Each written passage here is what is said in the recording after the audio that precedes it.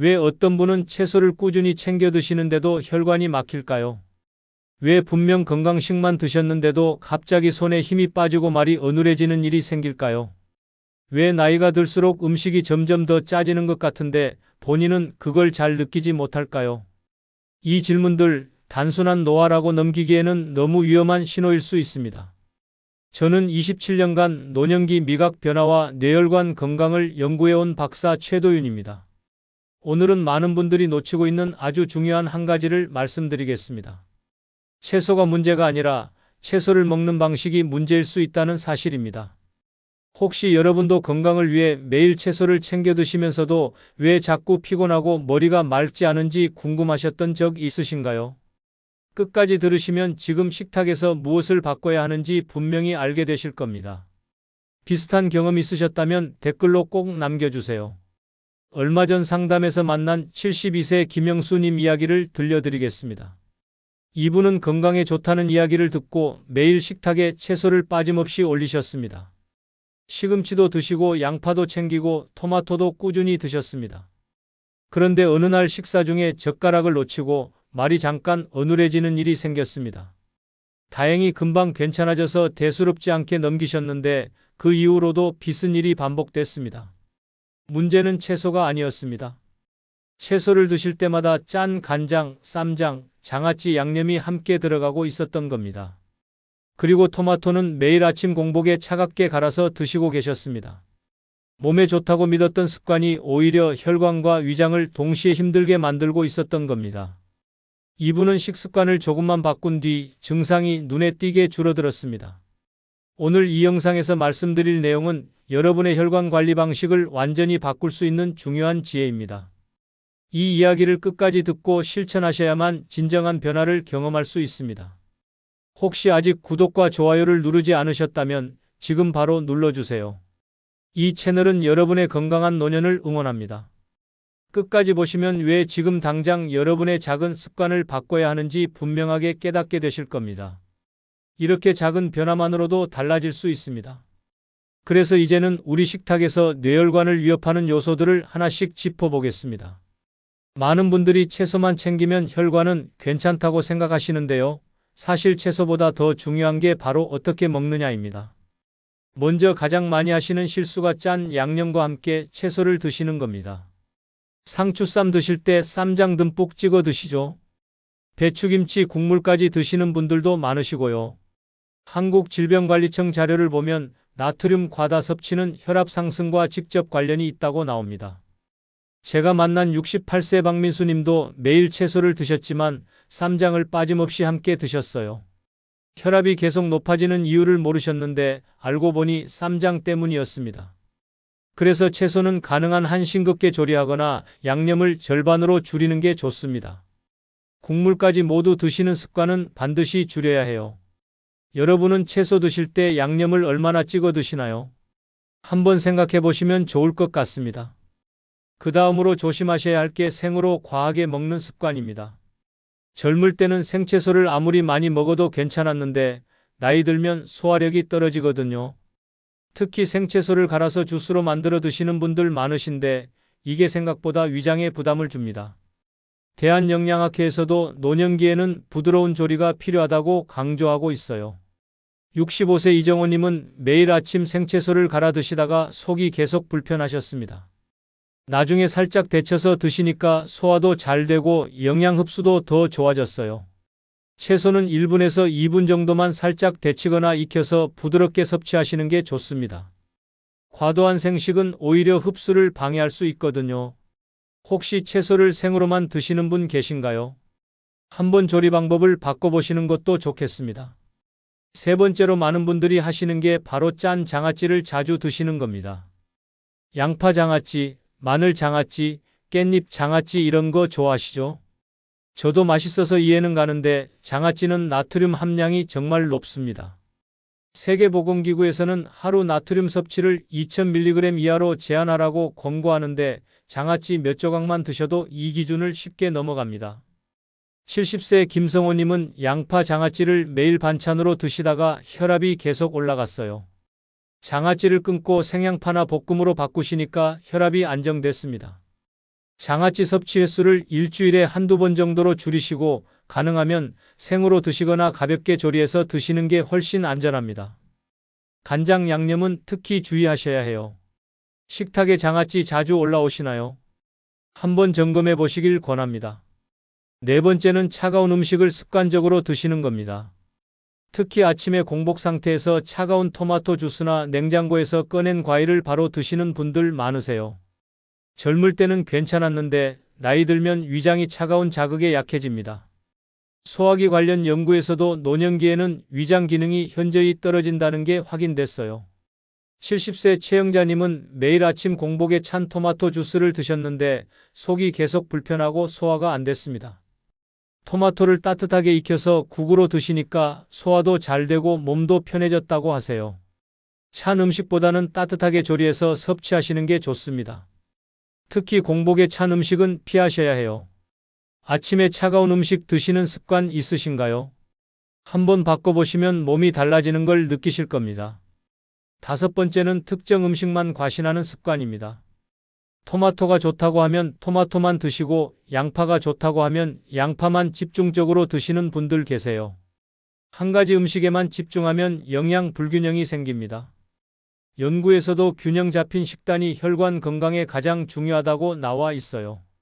71세 윤정수님은 토마토가 혈관에 좋다는 말을 듣고 매일 토마토만 과하게 드셨는데 오히려 속이 불편하고 다른 영양소가 부족해졌습니다. 다양한 식재료를 골고루 섭취하시는 게 훨씬 중요합니다. 한 가지 음식에 집착하지 마시고 여러 가지를 번갈아 가면서 드세요. 특정 음식만 집중해서 드신 적 있으신가요? 균형이 정말 중요합니다. 마지막으로 가장 위험한 게 전조 증상을 무시하는 겁니다. 손에 힘이 빠지거나 말이 잠깐 꼬이거나 어지럽거나 하는 증상이 나타났다가 금방 사라지면 대부분 그냥 넘기세요. 근데 이게 정말 위험한 신호일 수 있습니다. 대한신경과학회에서는 이런 일시적 증상도 뇌혈관 문제의 경고 신호로 봐야 한다고 강조합니다. 75세 한정식님은 말이 잠깐 꼬이는 증상을 가볍게 넘겼는데 나중에 더 심각한 상황으로 악화됐어요.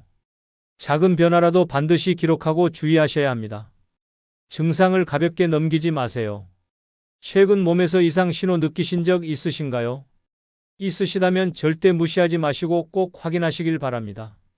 이렇게 일상 속 작은 습관들이 쌓이면서 혈관 건강을 크게 좌우하게 됩니다. 이제는 반대로 혈관을 지키는 방법을 정리해 보겠습니다. 지금부터는 실제로 여러분이 오늘부터 바로 실천하실 수 있는 방법들을 말씀드릴게요. 첫 번째는 싱겁게 먹는 습관을 들이는 겁니다. 짠맛을 줄이면 혈압이 안정되고 혈관 부담이 확 줄어듭니다. 근데 갑자기 확 줄이면 음식이 맛없어서 못 드실 수 있으니까 서서히 줄여가는 게 중요해요. 처음에는 양념을 3분의 2만 쓰시고 익숙해지면 절반으로 줄이고 이런 식으로 천천히 바꿔가세요. 소금 대신 식초나 레몬을 활용하시면 맛도 살리면서 나트륨은 줄일 수 있습니다. 저는 상담할 때 항상 이렇게 말씀드려요. 하루아침에 바꾸려고 하지 마시고 한 달에 조금씩만 바꿔보세요. 싱겁게 드시는 연습해 보셨나요? 처음엔 어색하지만 2주만 지나면 입맛이 바뀌는 걸 느끼실 겁니다. 두 번째는 채소를 살짝 데쳐서 드시는 겁니다. 생으로 드시는 것보다 영양 손실도 거의 없고 소화 부담은 훨씬 줄어듭니다. 물 끓으면 1분에서 2분 정도만 살짝 데치세요. 너무 오래 익히면 비타민이 파괴되니까 짧게 데치는 게 포인트입니다. 시금치도 데치고 브로콜리도 데치고 양배추도 데쳐서 드시면 속도 편하고 영양 흡수도 더 잘 됩니다. 제가 만난 많은 분들이 이 방법으로 소화 문제를 해결하셨어요. 채소 조리 시간 신경 쓰고 계신가요? 짧게 데치는 것만으로도 큰 차이가 납니다. 세 번째는 양파는 가볍게 조리해서 드시는 겁니다. 양파는 익히면 항산화 성분 흡수율이 오히려 증가합니다. 생으로 드시면 매운맛 때문에 위장에 자극이 될 수 있는데 살짝만 볶으면 단맛도 나고 부담도 없어요. 기름은 많이 쓰지 마시고 약불에 5분 정도만 살짝 볶으세요. 올리브유 조금만 두르고 양파를 천천히 볶으면 달콤하고 부드러워집니다. 샐러드에 생양파 넣는 것보다 이렇게 볶아서 드시는 게 혈관에도 좋고 소화에도 좋아요. 양파 어떻게 드시고 계신가요? 조리 방법만 바꿔도 효과가 달라집니다. 네 번째는 토마토를 따뜻하게 드시는 겁니다. 토마토는 익히면 라이코펜이라는 항산화 성분 흡수율이 훨씬 높아집니다. 생토마토 주스보다 토마토국이나 볶음이 영양학적으로 더 유리해요. 공복에 찬 토마토 주스는 위장에 부담을 주니까 피하시는 게 좋고, 대신 따뜻한 토마토 스프나 달걀과 함께 볶아서 드세요. 토마토 달걀 볶음은 간단하면서도 영양도 풍부하고 소화도 잘 됩니다. 아침에 따뜻한 토마토 요리 하나만 추가하셔도 혈관 건강에 큰 도움이 됩니다. 토마토는 주로 어떻게 드시나요? 따뜻하게 조리해 보시길 권합니다. 다섯 번째는 다양한 식단을 유지하는 겁니다. 한 가지 음식만 집중해서 드시지 마시고 여러 가지를 골고루 드세요. 오늘은 시금치, 내일은 브로콜리, 모레는 양배추 이런 식으로 번갈아 가면서 드시면 영양 균형이 맞습니다. 단백질도 챙기시고 탄수화물도 적당히 드시고 지방도 좋은 지방으로 챙기시고요. 균형 잡힌 영양이 혈관 건강의 핵심입니다. 한 가지 음식에 집착하지 마시고 일주일 식단을 다양하게 구성해 보세요. 식단 다양하게 챙기고 계신가요? 매일 같은 반찬만 드시면 영양이 편중됩니다. 마지막으로 가장 중요한 게 이상 신호가 나타나면 즉시 대응하는 겁니다. 손에 힘이 빠지거나 말이 어눌해지거나 한쪽이 저리거나 어지럽거나 하는 증상이 나타나면 절대 참지 마세요. 빠른 대응이 정말 중요합니다. 민간요법이나 집에서 해결하려고 하지 마시고 바로 도움을 요청하세요. 증상이 사라졌다고 안심하지 마시고 반드시 확인받으시는 게 안전합니다. 제가 만난 많은 분들이 증상을 무시했다가 나중에 후회하셨어요. 위급 상황 대처 방법 알고 계신가요? 가족들과 미리 이야기 나눠두시는 것도 중요합니다. 이제 마지막으로 오늘 내용 꼭 정리해 드리겠습니다. 오늘 말씀드린 내용을 한번 정리해 보겠습니다. 많은 분들이 채소만 잘 먹으면 혈관은 괜찮다고 생각하시지만 실제로는 짠 양념과 잘못된 조리법이 더 큰 문제였습니다. 채소를 아무리 많이 드셔도 쌈장 듬뿍 찍어 드시고 장아찌 자주 드시고 차갑게 생으로만 드시면 오히려 혈관과 위장에 부담을 주게 됩니다. 잘못 관리하면 혈압은 계속 올라가고 혈관은 점점 딱딱해지고 막히면서 기억력 저하와 더 큰 위험으로 이어질 수 있어요. 손에 힘이 빠지거나 말이 꼬이는 증상이 반복되면 이건 단순한 노화가 아니라 뇌혈관에서 보내는 경고 신호입니다. 반대로 오늘 말씀드린 방법처럼 싱겁게, 부드럽게, 따뜻하게 드시면 혈관 부담을 크게 줄일 수 있습니다. 양념을 절반으로 줄이고 채소를 살짝 데쳐서 드시고 토마토나 양파는 가볍게 조리해서 드시고 다양한 식단을 유지하시면 혈관은 점점 깨끗해지고 튼튼해집니다. 혈압도 안정되고 기억력도 유지되고 몸도 가벼워지는 걸 느끼실 겁니다.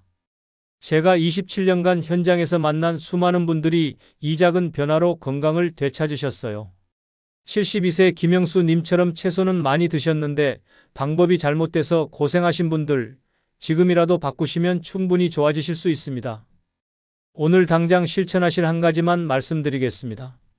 저녁 식사에서 양념을 절반만 줄여보십시오. 쌈장 찍으실 때 절반만 찍고 간장 넣으실 때 절반만 넣고 국물 드실 때도 절반만 드세요. 이것만으로도 큰 변화가 시작됩니다. 한 달만 해보시면 혈압이 달라지는 걸 느끼실 거예요. 그리고 채소는 가능하면 살짝 데쳐서 드세요. 생으로 먹는 것보다 소화도 잘 되고 영양 흡수도 더 좋아집니다. 토마토도 차갑게 마시지 마시고 따뜻하게 국이나 볶음으로 드시면 훨씬 안전합니다.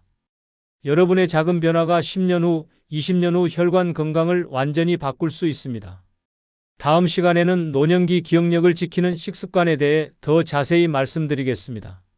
어떤 음식이 뇌 건강을 해치고 어떤 습관이 치매를 예방하는지 구체적으로 알려드릴게요.